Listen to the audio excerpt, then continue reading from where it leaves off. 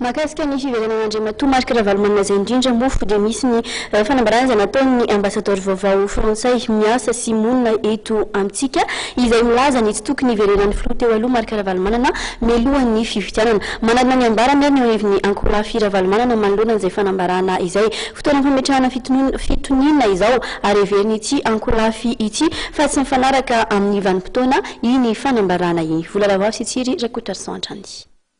Mitsipaka ary tsy mankasitraka ny fanambarana izay nataon'ny ambasador frantsay Andriamatoa François Goldblatt ny Ankorafi Ravalomanana araka ny nambaran'ny filoha lefitry ny CST maître Ianitra Razafy-Manantsoa midika fiantsina ary fanaovana tsinitsinina ny mpomba ny filoha teo aloha marika Ravalomanana iny fanambarana iny. Mandrahona ny tsy handray anjara ny fifidianana ihany koa ny Ankorafi Ravalomanana raha toka tanteraka ny sosokevitra ny tsy tokony ahatongavan'ny filoha teo aloha marika Ravalomanana tanindrazana mialohan'ny fifidianana. Araka voalazany Andriamatoa Sandilé tamin'ny fanaovam-beloman'azy maly fa miteny amin'ny voix amin'ny feu tokana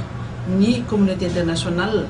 ary raha tokony izy zany membre GIC ny frantsay dia tokony position officielle GIC Madagascar ary position ny SADC no tokony arahan'ny frantsay fa tsy mamalakira ohatran'ireny ka aminay zany izy izay dia milonay ny fanambarana ohatran'ireny satria raisinay provocation ary raisinay ihany koa zany mépris ho an'ny vahoaka malagasy izay miandry président marika Ravalomanana ireny ary tsy ekena ihany koa satria anisan'ny fitadiavanay olana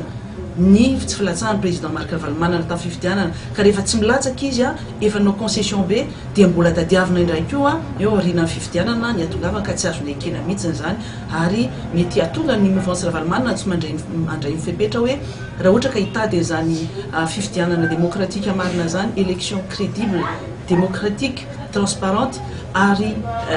ekeny rehetra zany dia verina kama fa tsy azo tsinotsiniava zany mouvance Ravalomanana zany hiatrika fifidianana ka raha tonga amin'izay tanjona zay hoe tsy fabotiana président marika Ravalomanana ny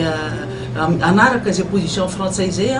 ny fanapa-kevitra zay ho raisina eo dia azo eritreretina ihany koa tsy fandraisan'ny mouvance Ravalomanana anjara amin'izay fifidianana iseho eo rehefa tsy tonga eto toerana mialohan'ny fifidianana président marika Ravalomanana. Manamafy ny fitakiany tokony ampiarana manontolo ny sordalana ao anatin'izany ny anjin'ny faharoapolo izay milaza ny tokony hiverenan'ny sesitany politika tsy misy atakandro ny Ankorafi Ravalomanana ary mety tsy handray anjara ny fifidianana eto amin'ny firenena ity Ankorafi ity raha tsy tanteraka mialohan'ny fifidianana ny fiverenan'ny filoha teo aloha marika Ravalomanana.